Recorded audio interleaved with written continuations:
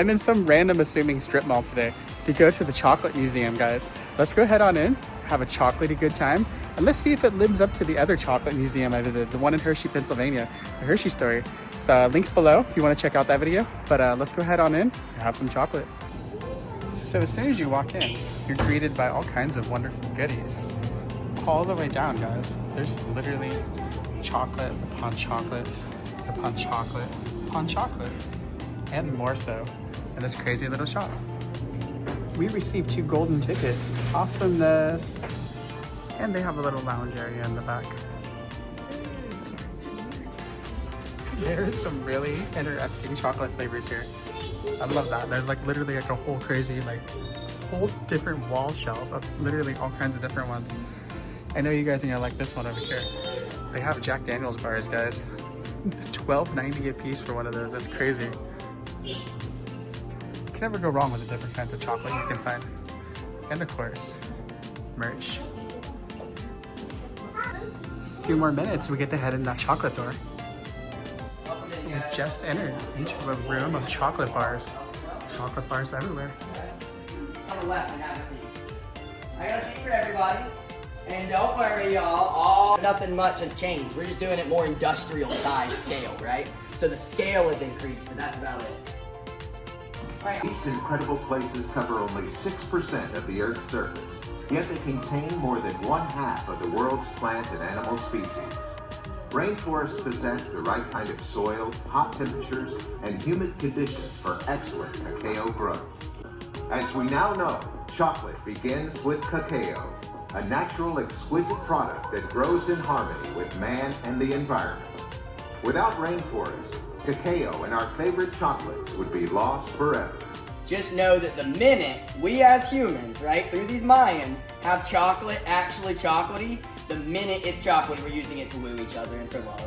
I will never, ever get tired of teaching people that, because it's distracting when you talk about something so awesome at your job. So, what I'm going to do is pass around my favorite pods. Here's a cacao pod. And if that one bends, and you should know your crop well enough to see the lumps forming, right? But with things, right, capuchin monkeys and howler monkeys, they love the pulp. They are the few of these natives gave us Criollo chocolate. Guys, Criollo chocolate today is about 40 times more expensive than regular chocolate. What's the one place on the planet that can still grow Criollo chocolate, you know, true Aztec chocolate, without all the mold problems? Where's 90% of Criollo going to come from today? Madagascar, most expensive beans on the planet. For this type of chocolate, it will take 3. These were as fat and juicy as those right there, and once had 2 or 3 of those beans inside of each one of them. So these, like the husk, right, we'll compost it, and we don't really have a lot of uses for these. You know, we use it for, some people use it instead of dirt, you know, as for planting. These will be used, we can sell it to extraction companies, right? You can make tea with it, but it would taste horribly bitter like cocoa. So you can either use it for mulch, but when you get to the powder, right, the Dutching process that we've always heard of, the Dutching process just means that you took your powder and you squeezed all the fat out, and then you were left with an acidic powder, so you just Dutch it by soaking it in a strong base, basic powder, basic liquid. Basically pour some Drano over it. Suddenly your chocolate's ready to be mixed into some cocoa. About 10 minutes before it separates back out. Why? This stuff's soap, right? So that gluing it together, giving it that bar of soap, bar of chocolate texture, that's why that 5% cocoa butter is a legal requirement for to be considered chocolate. Whether you make it from cocoa paste, right? Sometimes, you know, most chocolate bars, we don't reverse engineer it from the powder. We actually just squeeze like 10% of the fat out of this, and it's, you know, it's a 50-50 rather than 40-60. And we call that chocolate liqueur or cocoa mass, right? That's what you see. We brought the King Charles V a glass of chocolate with the chili peppers and all that in it. He told him, you know, I didn't get you a lot of gold and silver from this empire, but boss, you gotta try this energy drink. The natives are all hooked on it. This was 50 years before coffee, right? So even all Cortez and his men are all hooked on chocolate. The King of Spain, on the other hand, took one sip of chocolate. He never had a chili pepper before. Yeah, if you saw Game of Thrones, just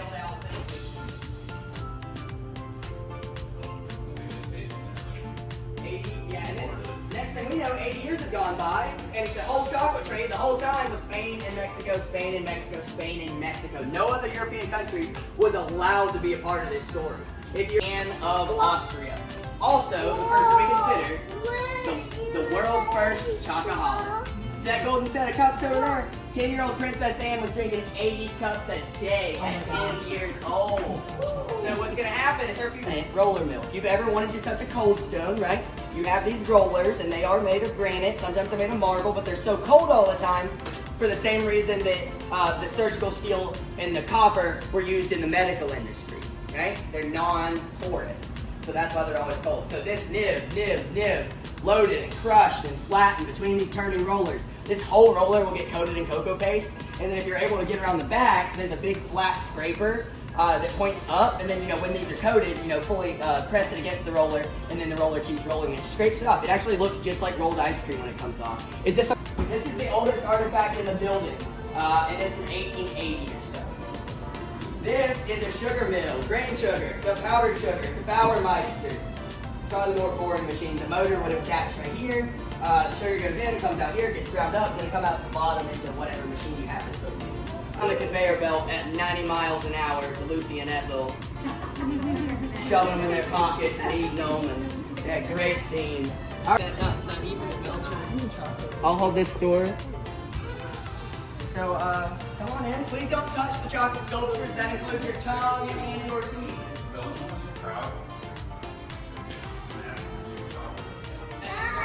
This pyramid is super cool. I love how he's holding a bean up too. Love that.